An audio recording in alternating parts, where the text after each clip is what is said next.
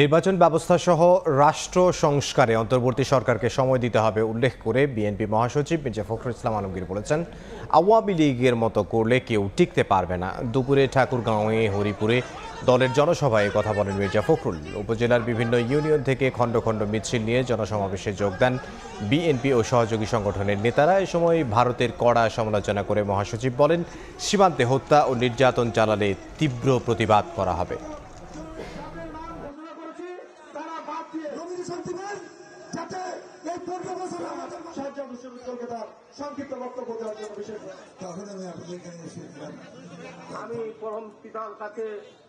সবাই যেন ভোট দিতে পারে, যার ভোট সে দিবে, যাকে খুশি তাকে দিবে, তাই না?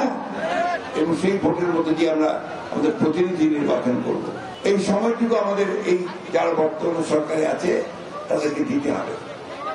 এরা কাজ শুরু করেছে, এরা সবাই নিরপেক্ষ মানুষ, কোন দল টল করে না, কিন্তু দেশটাকে ভালোবাসে, তারা দেশের জন্য কিছু কাজ করতে চায়।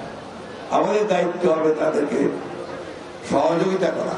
পাশেই আমাদের ভারত আছে না, আমাদের লোকজনকে গুলি করে মেরে দেয় সীমান্তে। প্রতিবেশী হিসাবে থাকতে চাই, কিন্তু আমাদের উপরে যদি কোনো অন্যায় অত্যাচার হয় তার প্রতিবাদ আমরা জানাবো।